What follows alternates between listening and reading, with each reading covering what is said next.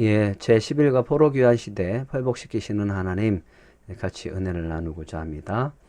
느헤미야 1장 6절에서 9절에 있는 말씀을 우리 한번 같이 읽어보겠습니다. 이제 종이 주의 종들인 이스라엘 자손을 위하여 주야로 기도하며 우리 이스라엘 자손이 주께 범죄한 죄들을 자복하오니 주는 귀를 기울이시며 눈을 여시사 종의 기도를 들으시옵소서. 나와 내 아버지의 집이 범죄하여 주를 향하여 크게 악을 행하여 주께서 주의 종 모세에게 명령하신 계명과 율례와 규례를 지키지 아니하였나이다. 옛적에 주께서 주의 종 모세에게 명령하여 이르시되 만일 너희가 범죄하면 내가 너희를 여러 나라 가운데 흩을 것이요 만일 내게로 돌아와 내 계명을 지켜 행하면 너희 쫓긴 자가 하늘 끝에 있을지라도 내가 거기서부터 그들을 모아 내 이름을 두려고 택한 곳에 돌아오게 하리라 하신 말씀을 이제 청하건대 기억하옵소서. 느헤미야의 기도였죠. 느헤미야는 신명기 28장에 하나님의 약속의 말씀을 붙들고 이렇게 기도하는 것을 볼 수 있습니다. 우리 지난 시간 한번 확인해 봅시다. 이스라엘과 유다가 파멸하게 된 원인이 무엇이라고 그랬죠? 하나님께 대한 불순종이었습니다. 그렇다면 이스라엘과 유다가 파멸한 것은 무엇을 의미할까요? 이것은 하나님의 심판을 의미합니다. 이스라엘과 유다 포로 생활에 의미하는 것은 무엇일까요? 그것은 고난을 통한 영적 유익과 각성이다.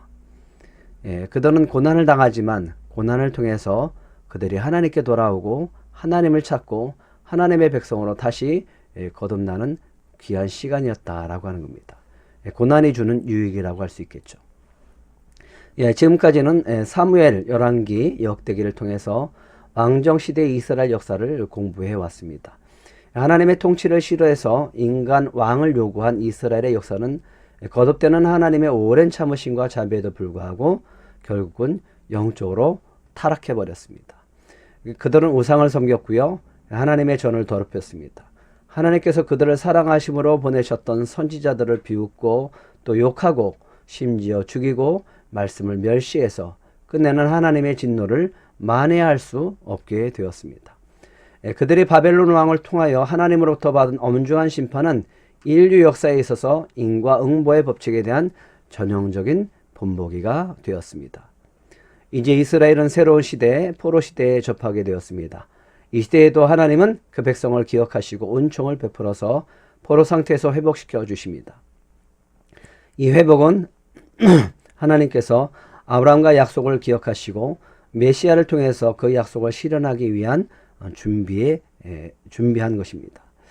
하나님께서 이루시는 회복의 역사는요, 3차에 걸친 포로 귀환과 함께 진행되어집니다. 포로 귀환과 함께 이스라엘에 있어서 중요한 세 가지 사건이 함께 진행되어집니다. 1차, 2차, 3차 귀환이 있는데요. 1차는 귀환과 성전 재건, 에스라 1장에서 6장에 나와 있고요. 2차 귀환은요, 돌아와서 개혁운동을 하게 되어지는데 에스라 7장에서 10장, 또 느헤미야가 3차 귀환을 시키고요. 성벽 재건을 하게 되어집니다. 느헤미야 1장에서 7장입니다. 포로 귀환은요, 국제 정세의 변화에 따른 결과입니다. 물론 우리는 이러한 정세의 변화를 하나님의 역사하심 속에서 이해하게 되어집니다. 하나님이 역사를 주관하시기 때문에 그렇죠. 하나님께서 유다의 죄악을 심판하시기 위해서 바벨론이라는 도구를 사용하셨지만 징벌이 하나님의 뜻은 아니었습니다. 하나님은 끊임없이 당신의 백성들이 돌아오기를 원하셨고 그들의 부르짖음을 들으시고 구원의 역사를 이루시기 시작하십니다. 하나님의 징벌은 또 다른 희망을 내포하고 있다. 굉장히 역설적이죠. 하나님의 징벌이 완전한 파괴를 의미하는가? 그렇지 않습니다. 하나님의 은혜는 징벌 가운데서 역사하신다. 이사야가 부르심을 받았을 때 그는 백성들이 그 예언을 귀담아 듣지 않을 것을 알고 있었다. 이사야가 아무리 회개하라고 외쳐도 하나님은 그 땅을 황폐케 만드실 것이다. 그러나 하나님은 이스라엘을 완전히 멸망시키지 않을 것이다. 비록 나무가 배임을 당해도 거룩한 씨가 이 땅의 그루터기가 될 것이다 라고 말씀하셨죠. 그리고 그곳에 남은 자가 있었습니다. 하나님께서는 아담과 하와를 에덴 동산에 내쫓으실 때에도 그들에게 옷을 만들어 입혀주셨습니다. 이게 하나님의 은혜죠. 하나님께서는 노아와 그의 가족을 홍수 가운데 건져주셨습니다. 하나님께서 롯과 그의 가족을 소돔과 고모라에서 구원해 주셨습니다. 하나님의 심판이 있지만 그 심판 가운데 구원의 역사가 같이 일어나는 것을 보게 되어진다라고 하는 거죠. 이스라엘이 가장 처절한 지경에 빠져 있을 때 하나님은 위로의 말씀을 주십니다. 이사야 40장 1절에서 2절의 말씀입니다. 너희 하나님이 이르시되 너희는 위로하라. 내 백성을 위로하라. 너희는 예루살렘의 마음에 닿도록 말하며 그것에 외치라. 그 노역의 때가 끝났고 그 죄악이 사함을 받았느니라. 그의 모든 죄로 말미암아 여호와의 손에서 벌을 배나 받았느니라 할지니라 하시니라. 징벌이 하나님에게서 왔듯이 위로도 하나님으로부터 옵니다. 하나님은 그의 종 이스라엘과 맺은 언약을 재확인시키십니다. 죄의 값은 지불되었고 공의는 재수립되어집니다. 모세가 홍해를 건너서 여호수아가 요단강을 건너던 아름다운 광경을 회상하며 하나님께서는 이스라엘 백성들에게 다시 한번 약속해 주십니다. 그리고 이제는 화해가 이루어집니다. 하나님은 영원히 이스라엘의 아버지가 되심을 재천명하십니다. 바벨론의 타락은요, 하나님의 심판을 받게 되어졌는데 바사 제국 고레스의 등장으로 바벨론은 결국 멸망하게 되어집니다. 이 바벨론도 그렇게 오래 가진 않았죠. 바사와 고레스는 유다 포로들을 관할하면서 포로 귀환령을 내리게 되어집니다. 이것은 바사의 새로운 정책에 의한 것이고 피지배 민족의 본국 귀환과 그들의 종교를 장려한 것입니다. 고레스는 그랬습니다. 민족을 포로로 끌려왔던 바벨론과는 달리 그들을 돌려보내고 그들이 믿는 신들을 자유롭게 믿을 수 있는 자유를 허락해 줍니다. 백성들의 귀환은 고레스의 칙령 이후 세 차례에 걸쳐서 단계적으로 진행이 되어집니다. 어느 정도 바벨론의 정착을 시작한 백성들은 새롭게 다시 고향으로 돌아가서 공동체를 재건하는 데 어려움을 겪게 되어집니다. 그러나 민족 지도자들의 열심을 통해서 백성들은 귀환하기 시작했고 귀환한 백성들은 성전을 건축하는 일과 성벽을 재건하는 일들을 통해서 회복 운동을 전개해 나갑니다. 무너진 성전을 다시 건축하고요. 무너진 성벽을 다시 건축하게 되어집니다. 이런 재건 사업을 통해서 하나님을 향해서 무너진 그들의 신앙도 바로 세워져 가는 것을 보게 되어집니다. 고레스는 과연 여호와의 기름 부은 종인가? 고레스를 어떻게 볼 것인가? 고레스에 대해서는 이사야 45장 1절에 나와 있습니다. 여호와의 기름 부은 종, 이렇게 묘사하고 있죠. 그럼 과연 여호와의 기름 부은 종인가? 고레스는 비록 어떤 나라를 정복했을지라도 그 나라의 종교와 문화를 말살하려는 정책을 펴지 않았다. 고레스는 모든 사람들이 기꺼이 각기 나름대로의 구원의 길을 모색하도록 허락해 주었습니다. 유대인들도 그랬죠. 그래서 유대인들을 포로 귀환할 수 있도록 그렇게 고레스 칙령을 내리게 되어집니다. 고국으로 돌아오도록 권면하였으며 예루살렘의 성전이 재건되어지고요. 제사가 재확립되는 것이 바사 제국에도 유익하다라고 생각했기 때문에 그렇습니다. 이러한 정책으로 인해서 그는 여호와의 기름 부은 종 이렇게 되어 있고요. 여호와께서는 두 번째 출애굽을 일으키시는 인물로 사용하고 있습니다. 하나님은 구속사를 계속적으로 진행해 나가시는 일이 있어서 고레스의 자비로운 통치 방식을 이용하시는 것을 볼 수 있습니다. 1차 귀환의 역사가 있습니다. 1차 귀환은요, 스룹바벨이 이스라엘 백성들을 인도에서 포로 귀환하게 되어집니다. 고레스 왕의 칙령이 있었고요. 고국으로 돌아가라. 그러면서 돌아가서 너희들은 예루살렘에 있는 성전을 다시 재건하라. 이런 명령을 내려줍니다. 하나님이 역사하시는 거죠. 그래서 그들의 자녀들은 고국의 언어를 잊었고요. 많은 혼혈아들이 함께 있었기 때문에 혈통을 강조하며 선민의식을 가졌던 이 백성에게는 이러한 현상은 혼돈 그 자체였다. 바벨론 포로로 끌려와서 그들은 오랜 세월 동안 바벨론에 정착하고 살았습니다. 그런데 다시 돌아가라라고 했을 때 많은 사람이 돌아와야 되는데도 불구하고 그렇지 않았다라고 하는 겁니다.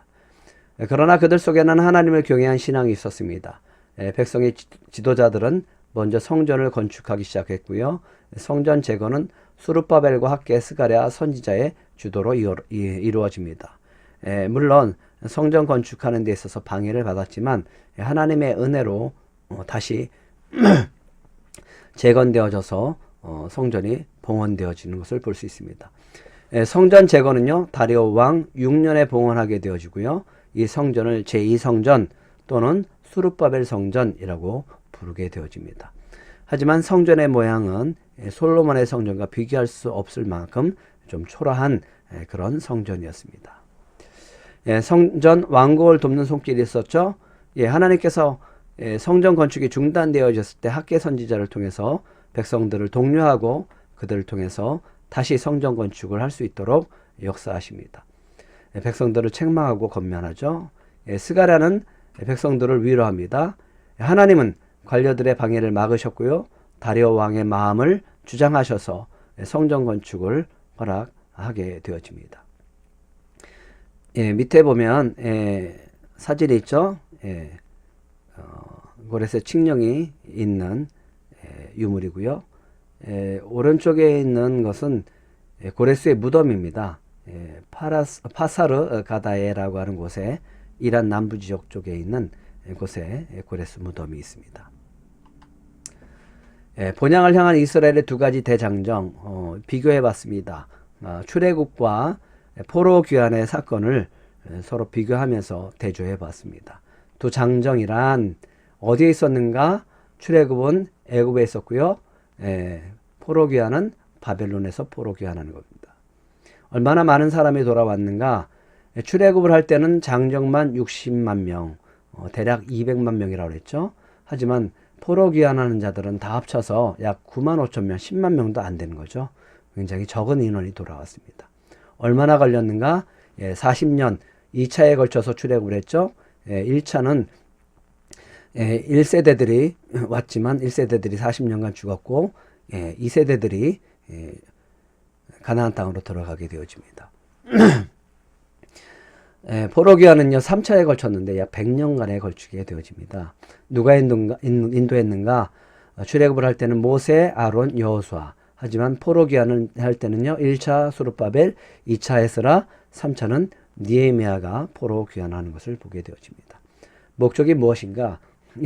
가나안 땅에 약속한 걸 하나님께서 약속하신 것을 찾기 위해서입니다. 차지하기 위해서입니다. 하지만 포로 귀환하는 것은 돌아와서 예루살렘 성전을 재건하고 무너진 성벽을 재건하는 것이었습니다. 장애물이 있었다면 출애굽을 할 때는 홍해가 가로막았고요. 여러 가지 어려운 길과 사막과 적군들이 있었죠. 하지만 포로 귀환할 때는 파괴가 있었고요. 제한된 자원, 적군이 있었습니다. 그래서 성전 재건하는 데도 어렵고 성벽 재건하는 데도 굉장히 어려운 시간이었습니다. 어떤 실패를 경험하는가? 출애굽할 때는요 불평과 불순종으로 인해서 몇 주 만에 가능한 여정을 40년 걸렸습니다. 하지만 포로 귀환은요 두려움과 실망, 냉담함으로 인해서 성전이 20년 동안, 성벽은 무려 100년 만에 완공이 되어집니다. 어떤 성공을 했습니까? 약속의 땅으로 진입했고요. 포로 귀환은 성전과 성벽을 재건하게 되어집니다. 어떤 교훈이 있는가?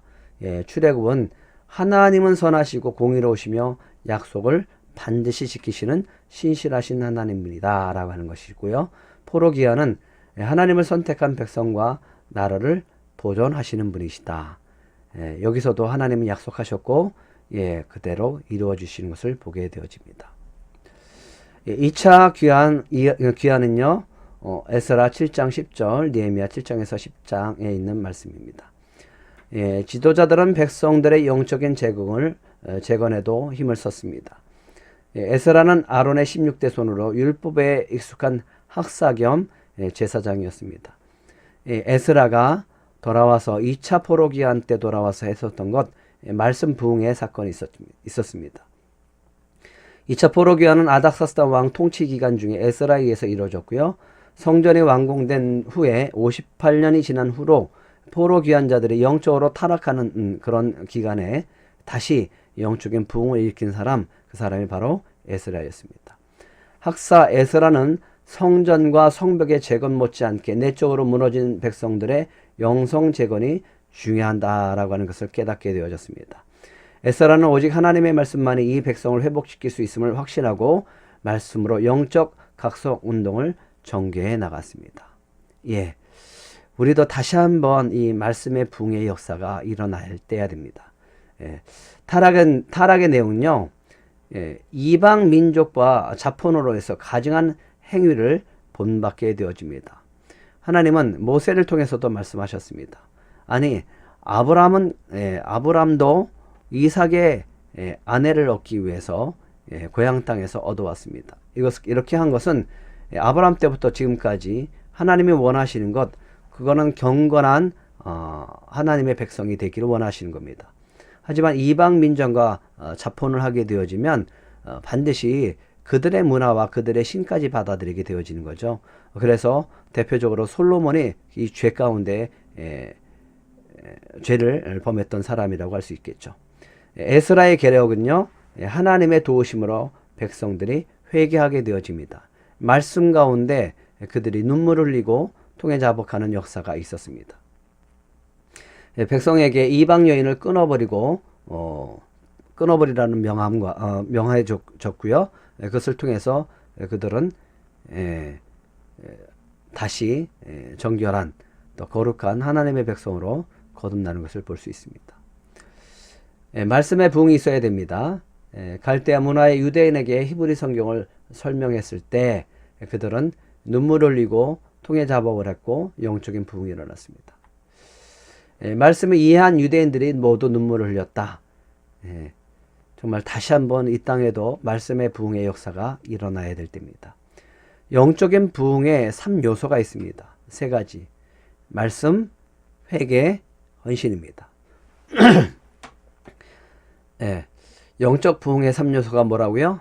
말씀, 회개, 헌신입니다. 에스라가 말씀을 가르쳤고요. 그것을 깨닫는 사람들이 같이 눈물을 흘렸습니다. 에스라 7장 10절, 에스라가 여호와의 율법을 연구하여 준행하며 율례와 규례를 이스라엘에게 가르치기로 결심하였더라. 이렇게 말씀이 있었고요. 또 에스라의 헌신이 있었습니다. 느헤미야 8장 8절에 보면 하나님의 율법책을 낭독하고 그 뜻을 해석하여 백성에게 그 낭독하는 것을 다 깨닫게 했다라고 말씀하고 있습니다. 헌신이 필요하죠. 에스라 10장 4절 보면 이는 당신이 주장할 일이니 일어나소서 우리가 도우리니 힘써 행하소서 하니라. 이에 에스라가 일어나 제사장들과 레위 사람들과 온 이스라엘에게 이 말대로 행하기를 맹세하게 하며 무리가 맹세하니라. 느헤미야도 내 하나님이여 내가 이 백성을 위하여 행한 모든 일을 기억하소서 내게 은혜를 베푸시옵소서. 에스라와 느헤미야의 헌신이 아니었다면 영적인 부흥이 일어나지 않죠. 어떤 헌신을 했는가? 여러분들이 느헤미야와 에스라를 잘 읽어보십시오. 그들이 어떤 헌신을 했는가? 회개의 역사가 일어나게 되어집니다. 느헤미야가 또 그들에게 이르기를 너희는 가서 살찐 것을 먹고 단 것을 마시되 준비하지 못한 자에게는 나누어 주라. 이 날은 우리 주의 성일이니 근심하지 말라. 여호와로 인하여 기뻐하는 것이 너희의 힘이니라. 여호와로 인하여 기뻐하는 것이 너희의 힘이라. 이렇게 말씀하고 있죠. 3차 귀환은 성벽 재건을 일으키게 되어지는데요. 느헤미야가 하게 되어집니다. 아닥사스다의 술 맡은 고위 관원이었습니다. 당시 근동 지방의 풍습에 의하면 술잔을 맡긴다는 것은 목숨을 맡기는 것과 다름이 없다. 가장 측근이고 신뢰할 수 있는 사람을 술 맡은 관원장으로 세우게 되어지죠. 혹시라도 술에 독이라도 타면 큰일이잖아요. 그렇기 때문에 왕의 목숨을 맞는 것과 같습니다. 그러니까 그만큼 신뢰할 수 있는 사람을 세울 수밖에 없는 거죠. 당시의 정세는 권력의 투쟁과 음모가 상존하고 있어서 독살의 위험이 도사리고 있었기 때문이다. 그러므로 느헤미야가 술관원이었다는 것은 그가 대단히 높은 자리에 왕의 신임을 받고 있었다는 것을 미뤄 짐작할 수 있다. 하나님 참 놀랍죠? 이 페르시아의 그 큰 대제국에 술 맡은 관원장을 느헤미야가 맡아서 감당하는 것을 볼 수 있습니다. 바벨론 때는 다니엘이, 이 페르시아 때는 또 느헤미야가 그 고위 관리로서 왕들을 보필하는 것을 보게 되어집니다. 그러나 느헤미야는 왕궁의 안락한 생활을 버리고요, 자원하여 유대 총독으로 부임하고 3차 포로 귀환과 예루살렘 성벽 재건이라는 사명을 감당하게 되어집니다. 이미 예루살렘에는 이방인과 예루살렘 재건을 반대하는 세력이 있었고요, 느헤미야는 용기와 지혜로 이들을 물리치고 무려 52일 만에 성벽을 완성하는 아주 놀라운 기적을 일으키게 되어집니다. 느헤미야의 지도력을 살펴보면요, 느헤미야는 2차 포로 시대에 돌아와 에스라와 함께 개혁을 단행했던 지도자였습니다. 느헤미야의 삶의 모습을 통해서 공동체 회복해가는 하나님의 열심과 지도자로서의 느헤미야의 모습을 살펴보도록 하겠습니다. 여러분들이 느헤미야를 펴시고 한 장 한 장 읽으시면서 같이 보시면 좋을 것 같습니다. 1장에는 무너진 공동체를 보고 아파한 지도자였습니다. 느헤미야는 늘 이 고위 관리직에 있으면서도 마음이 예루살렘 고국에 가 있는 것을 볼 수 있었습니다. 왕국의 술관으로 있으면서도 늘 고국의 형편을 물었다. 그 일로 하나님께 기도했던 사람이 바로 느헤미야였습니다. 느헤미야의 기도의 내용은 뭘까? 백성의 범죄를 회개합니다. 옛적 모세를 통해서 세우신 하나님의 언약을 따라 백성을 구원하소서, 그렇게 기도하죠. 우리가 아까 읽었었던 본문이었죠. 이 시대도 이런 느헤미야 같은 지도자들이 많이 나와야 될 줄 믿습니다. 공동체 회복과 개혁을 단행한 느헤미야 2장부터 13장까지 나오게 되어지는데요. 간단하게 살펴보면요, 2장에는 기도와 준비하게 되어집니다. 하나님의 도우심으로 왕에게 필요한 도움을 일목요연하게 요청하고요, 규모 있게 사역을 진행해 나가는 것을 보게 되어지고요. 2장에도 원인과 상황을 살펴보고 동역자를 격려하게 되어집니다. 예루살렘으로 왔을 때 그는 무너진 성읍을 돌아봤고요, 상황을 파악하고 함께 일하는 동역자들을 격려하기 시작을 합니다. 팀 사역합니다. 3장에는요, 느헤미야는 성벽의 건축 부분을 모두에게 골고루 할당해 주고요, 함께 팀의 형태로 사역을 진행해 나가는 것을 보게 되어집니다. 그리고 협조하지 않는 내부의 적들, 즉 귀족들을 통합해 가는 것을 보게 되어집니다. 그리고요, 먼저 모범을 보입니다. 느헤미야는 성벽의 한 부분을 자신이 직접 맡음으로 사역에 있어서 지도자로서의 모범을 보이고 있습니다. 4장에는요, 적의 공격이 있었습니다. 그것을 잘 대처해 나갑니다. 적의 공격의 유형은 내부 분열을 주장하고요, 사기를 꺾어버립니다. 공격하려고 합니다. 지도자를 시해하려고 합니다. 암살하려고도 합니다. 대처 방안은 뭘까?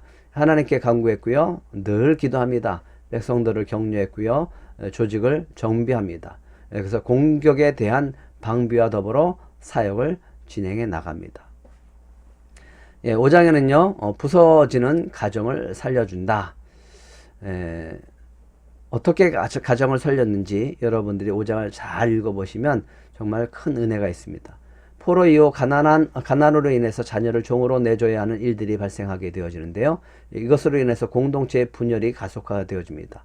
이자를 많이 받았나 봐요. 그래서 이자 받는 제도를 개혁하고 일정량을 돌려주게 함으로써 가정을 보호하게 되어집니다.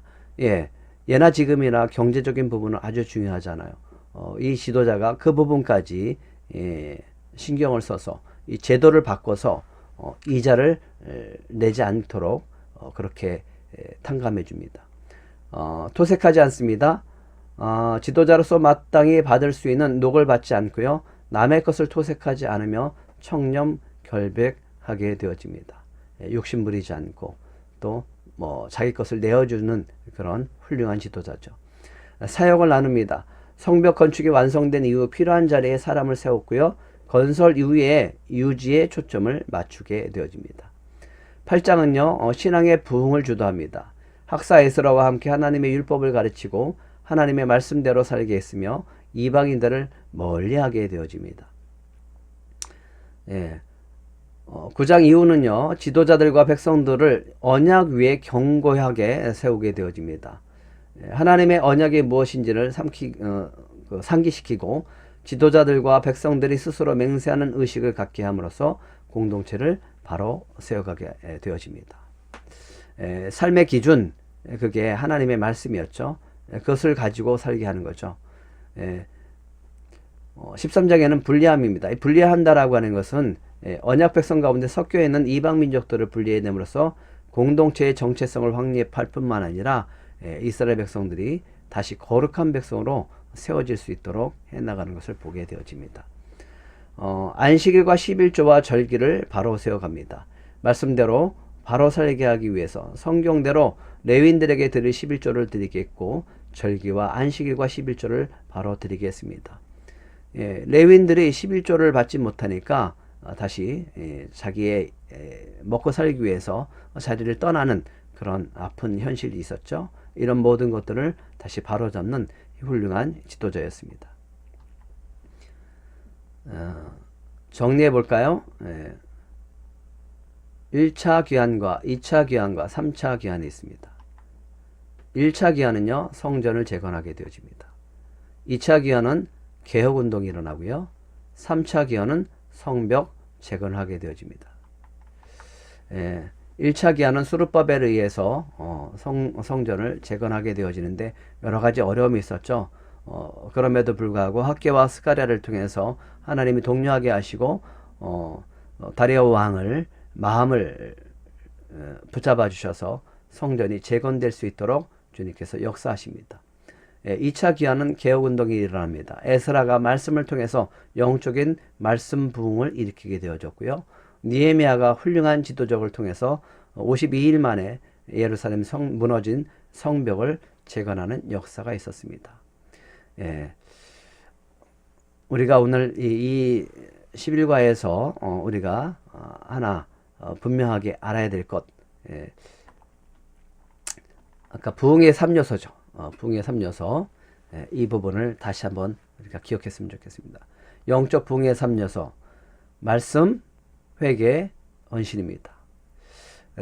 소망합니다. 정말 에스라와 느헤미야처럼 이 시대에 다시 한번 말씀을 통해서 영적인 부흥이 일어나는 그런 은혜가 있기를 소망합니다. 그러기 위해서 오늘도 이 말씀을 배우는 거죠. 바로 여러분들이 이 말씀과 회개와 헌신의 3요소를 가지고 이 시대에 다시 한번 말씀의 부흥을 일으키는 영적인 지도자들이 되시기를 간절히 바랍니다. 감사합니다.